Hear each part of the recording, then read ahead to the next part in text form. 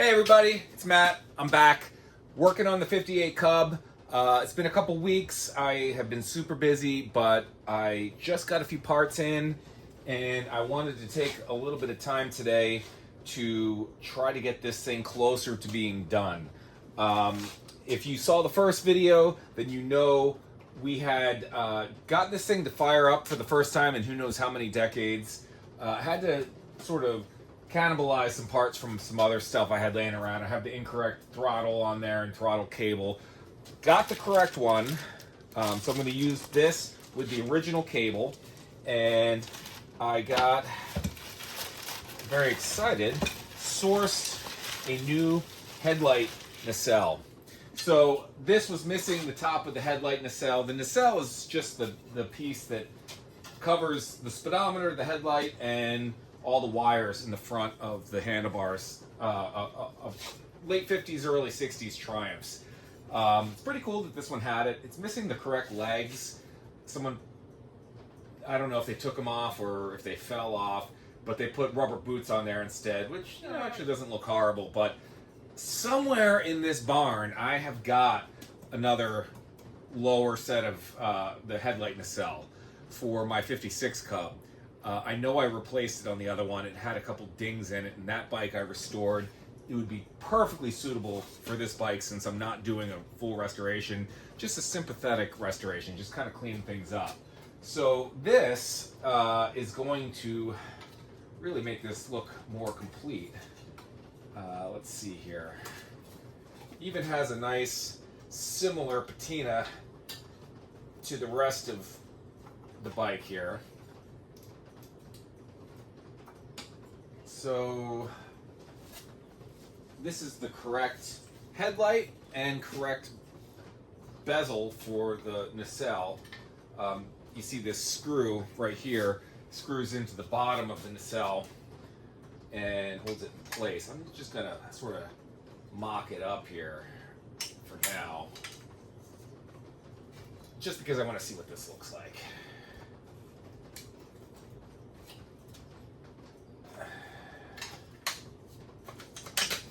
Product here.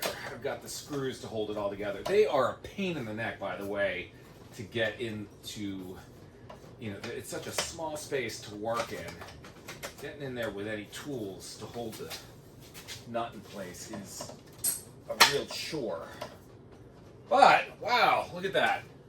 This is really just mocked up here. So, there it is. So that's the top piece there. I am hoping that I can source a working speedometer for that spot versus getting a core to rebuild. So yeah, I mean, that piece really makes the bike look more complete. I am still missing, and like I said before, the toolbox lid was missing when I got the bike. I know I have one somewhere in my barn. Another piece that I replaced on my 56 Cub is I just cannot put my hands on it. It's possible that it ended up in a swap meet pile. I don't know for sure, but I don't think so. I feel like that and the switch up here, I've got the guts to the switch, down there, but the actual knob I believe I have somewhere. There's a box somewhere with all these Cub parts, and maybe we'll see it when I'm digging for something else. Maybe, I don't know. Anyway, so for now, I just sort of mocked that up. I've got, this is the headlight socket. These are reproduction pieces of trim. I mean, I'd love to find original ones, but that's a tall order. They go right there, and the screws go through those holes to hold the whole piece together. And those screws are right here. See the little tiny nuts in there that are a pain in the neck to get in there. And then those rubber grommets are for the handlebars and the cables, respectively. So it's a whole kit. That came from Greystone Cub Spares in England.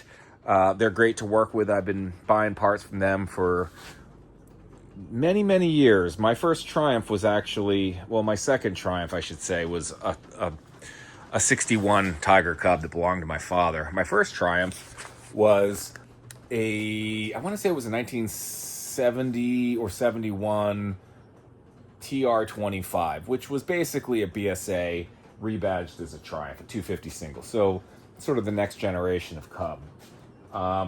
Anyway, yeah, so today, what I'd like to do is get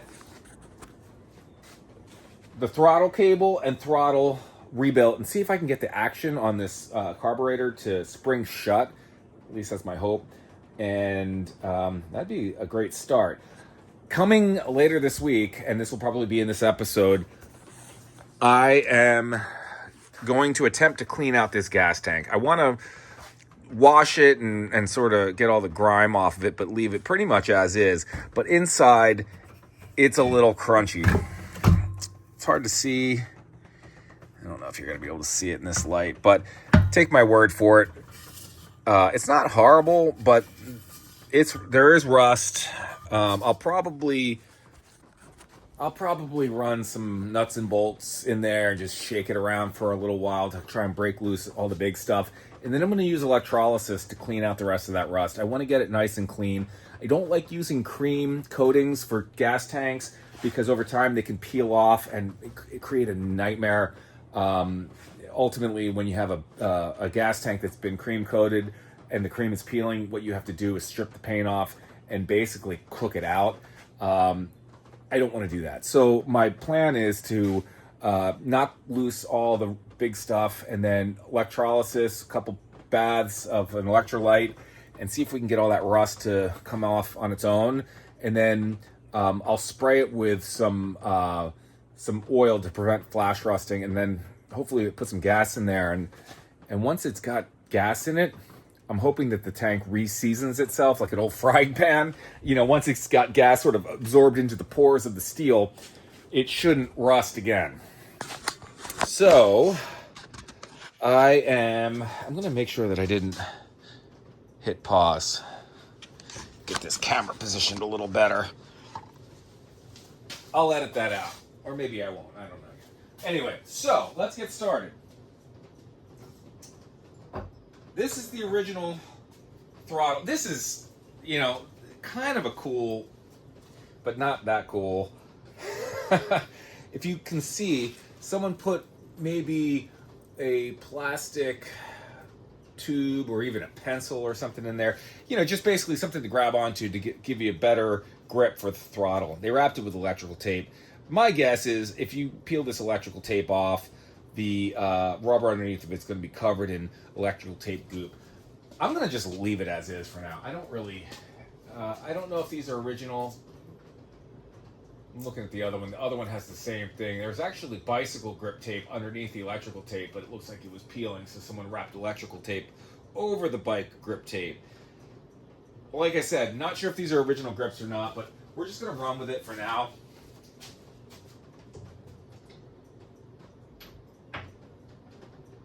Here's the throttle housing. I'm going to put all this stuff right here so it's handy. And new throttle cable. This is new old stock from Tricor.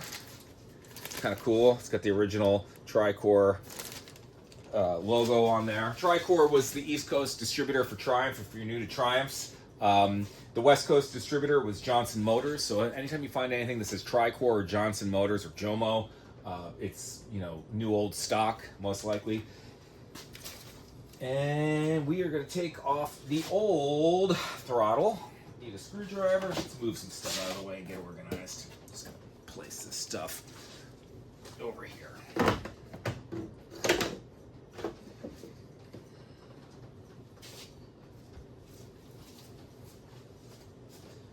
All right, loosen up the little piece on the side that keeps this throttle top from getting loose. Man, it is really tight again. I had to use channel locks the last time to get that thing off, which I hate doing, but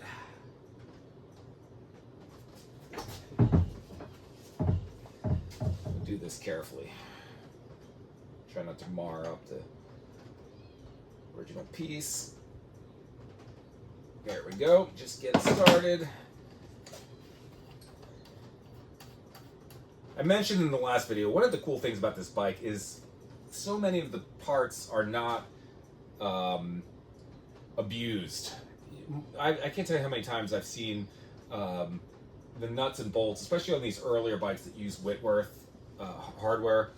Someone, inevitably put the wrong size wrench. They were using what they had, and the wrench was a little too big, and it rounded the corners off, and eventually they just don't work with anything, even the correct wrench, when they get too rounded off. But this one's in very good original shape, so we're going to try and keep it that way. Let's take off the top throttle piece. This is actually a decent throttle cable and throttle, but it's for a 650. It's got an adjuster. It's way too long. And because it's too long, the geometry of the cable, it's got like a lot of really sharp bends on it, and I think that's part of why it doesn't want to respond well. I'm going to pop this nacelle off because I don't want to drop any of these pieces and break anything. Let's just put these on the workbench. All right, this can come off.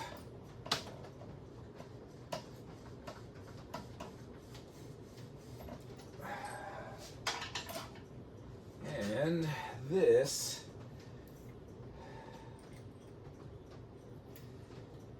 can come off. There it goes.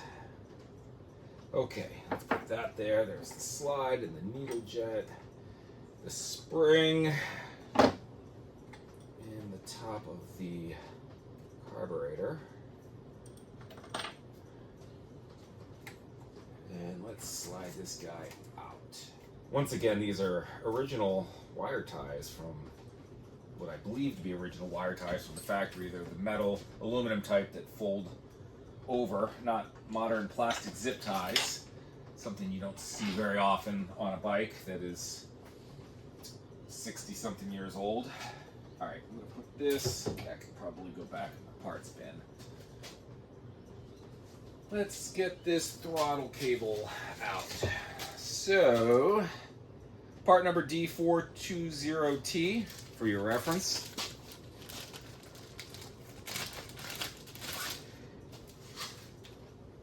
One of the things that makes this unique is the size of the little solder ball at the top of the cable. If you can see, it's perfectly round. Later, or 650 cables, well, I have this one on the throttle still, they're like a barrel. So I couldn't put that cable on the original throttle. It just didn't fit. This one, however, is the correct one. Now, the one that came off the bike, interestingly, did not have a cable adjuster. And these are nice in case, you got to take the slack out. Except I have found sometimes these things can be a pain in the neck with kinking. So let's see if this one works better than other ones that I've used in the past. Here's the original cable. As you can see, it's really kinked in several places, and it does not slide in and out very easily. So that one is unfortunately going to the waste heap. Top piece goes in first.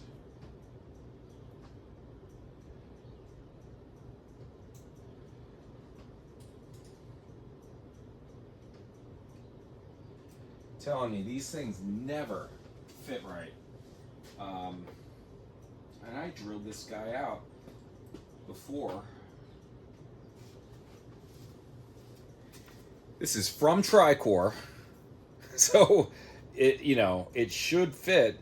And this is the little cable adjuster that's on the top of the throttle. The carburetor, and this should fit right in there, but it doesn't.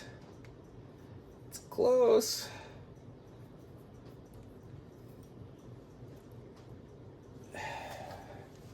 telling you, man. Always have to drill these things out. Let's try this here.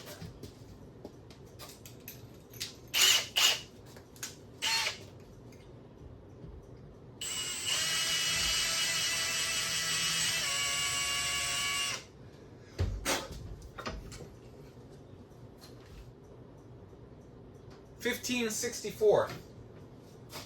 It's the magic number.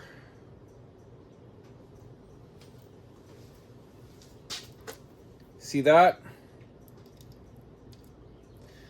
Perfect fit.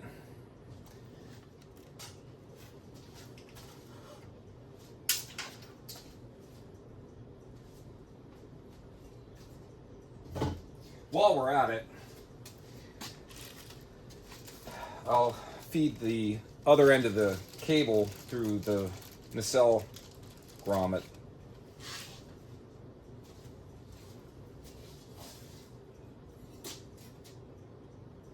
Which protects the cable from being worn down by the sharp edges of the pressed metal piece here, top nacelle.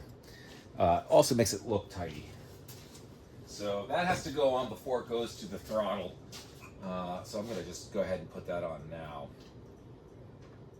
Got two pieces of the throttle clamp, and then there's this little piece, this little ferrule that goes on the end of the cable so that it creates a stopping point for the cable sheath against the throttle clamp. This goes through the throttle clamp. You guys know this, but for the sake of just having content, I'm going to explain what I'm doing. Or if you're interested and you're new to Triumphs. I have no idea who's watching this video, to be honest, if anybody. I'm just doing these because it's fun. And then that piece, throttle cable end, does not want to fit through this opening. So I'm going to have to ream it a little bit here, just like I did with that other piece. I fear that if I put the drill on this thing, that it'll just get mangled into a million pieces. This doesn't seem small enough, but this seems...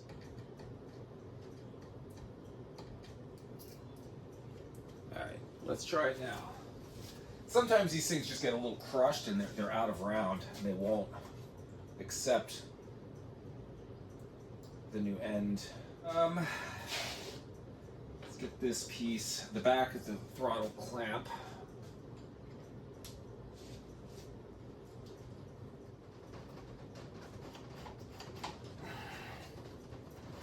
That looks pretty good. I mean,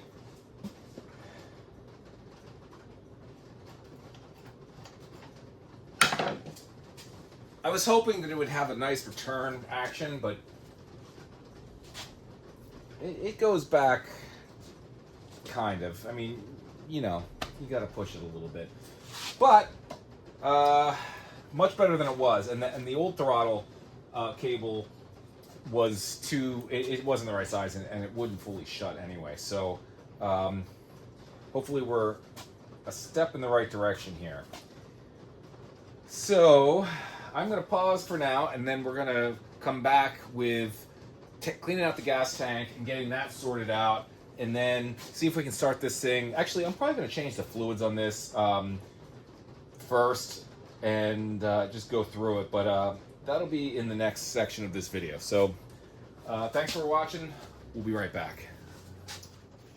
Hey, what's up, everybody? It's a rainy day here in Chester County, and I am up in the shop. Been busy around the house doing outside stuff. The weather's been nice, so haven't had much chance to work on the Triumph since the last video I started to film, which would be in this earlier episode. But I wanted to get the gas tank started. This is going to sit overnight in an electrolyte solution, so I just wanted to get that going.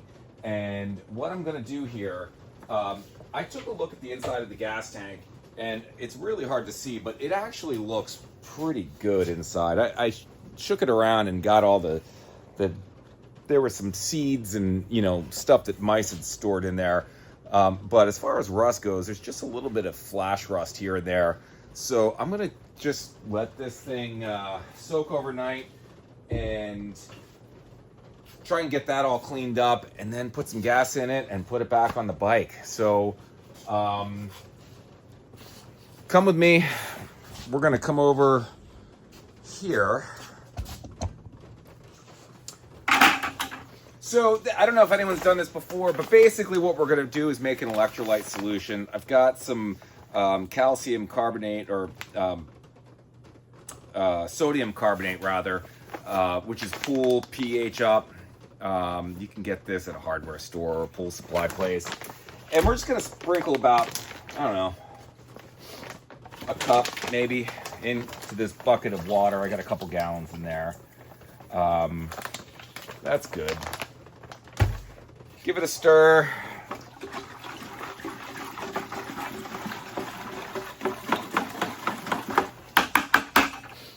And we're gonna pour it on in. So I'm gonna do this on the floor so it's not as messy.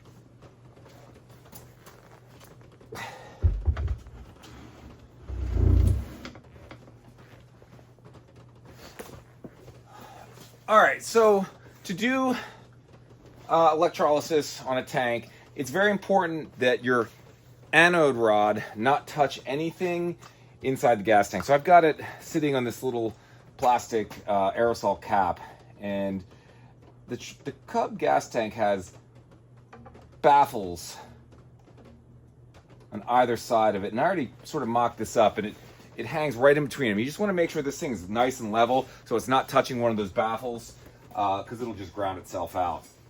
All right, so you want to make sure you have a nice, clean, bare piece of metal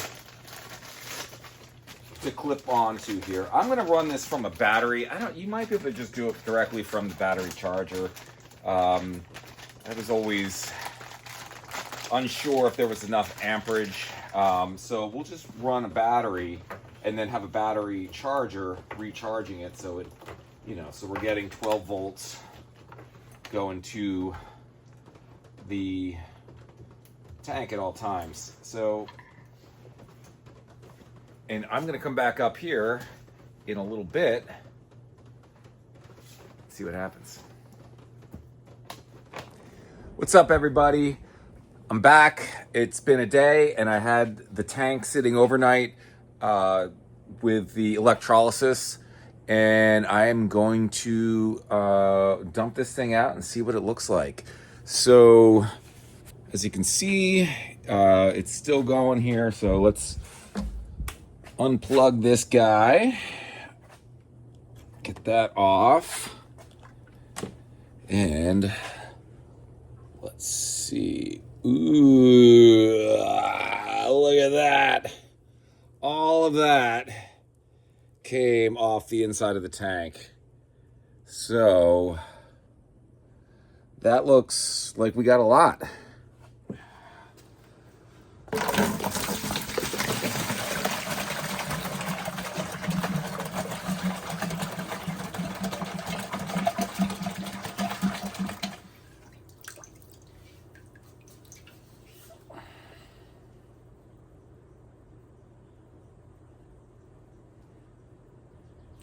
I know it's impossible to see, but just take my word for it. It looks nice and clean on the inside. Let me see if I can get a better view. Look at that. You can see where the rust spots were, but it is looking pretty good. Let me go ahead and dry that off with a heat gun and spray something on it to keep it from... I'm going to go ahead and dry that off and spray something in there to keep it from flash rusting.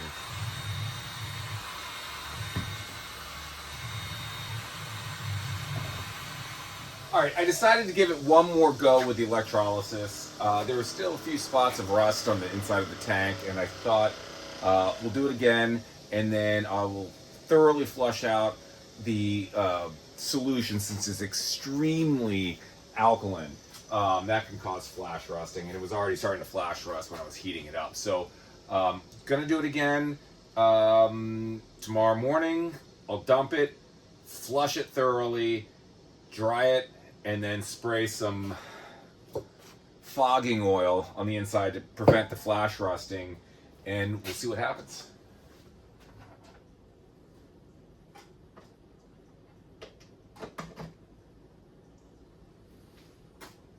It's worth noting that when you're doing electrolysis, the byproduct from the electrolysis and the electrolyte solution is it converts water to hydrogen. It is technically flammable. Do this in a well-ventilated area.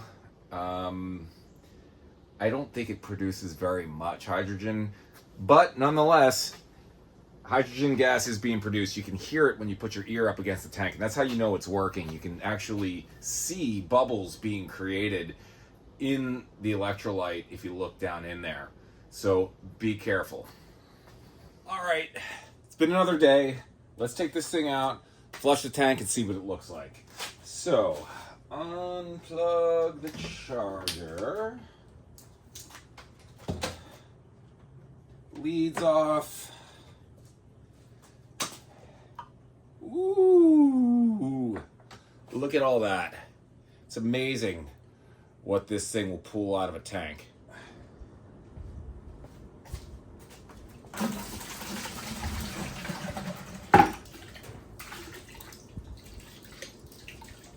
All right, it looks pretty good. It's hard to see. I don't know if this is going to show up or not, but it is relatively clean on the inside now. Good enough, I think. I'm going to flush it and spray it with some fogging oil so that it doesn't flash rust, and then I'm going to put it on the bike. All right, I just got the tank completely flushed out. I just used a couple rinses. I filled it up with clean water, dumped it, cleaned it up again, dumped it, and gave it a spritz one more time, and hopefully that's enough to get most of that caustic sodium carbonate out of the tank, because that will cause flash rusting almost immediately. So I'm just gonna hit this thing with the heat gun. You don't need to go crazy with it, but just getting some hot air moving inside the tank will get the water to evaporate, and then we'll hit it with the stable fogging oil. Okay, it's dry. I'm going to spray it with some of this stuff.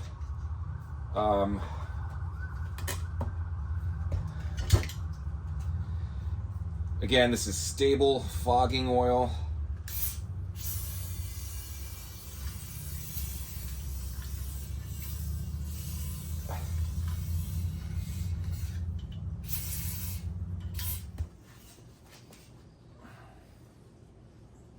Kind of work that around, and free of rust. Everything's protected from flash rusting, and at some point I got to figure out how to clean whatever is coating this paint off. I've been trying different techniques. It does come off. It actually came off with some of the water soaked in the sodium carbonate. So I'm wondering if that might have that caustic effect, might break up whatever it is. I don't know if it was varnish that someone tried to coat this entire bike with, or what. I'm not sure, but maybe I'll make up a paste with that stuff and just do a little inconspicuous spot and see if that helps soften up this top layer, because there's actually decent paint underneath. Again, it's not original. You can see the red paint around the top here. This bike was all red originally. But I'm going to leave the paint job that someone did somewhere along the way because it looks kind of nice. And, I just want to clean it up. So, more on that next episode. I think that's it for now. I was able to get the throttle cable fixed early on. I got the gas tank clean now, so I'm going to replumb it, and I don't know, maybe next episode we'll see if we can get this thing actually running to the point where we can ride it. So thanks for watching. Tune in next week or 2 weeks. I am going to continue to work on this, and I promise Lola will be back soon. She has been super busy finishing up school, and she's anxious to help her dad in the garage. So Lola, we missed you this episode, but we look forward to having you more this summer. So thanks a lot, guys. I will see you in a week or 2.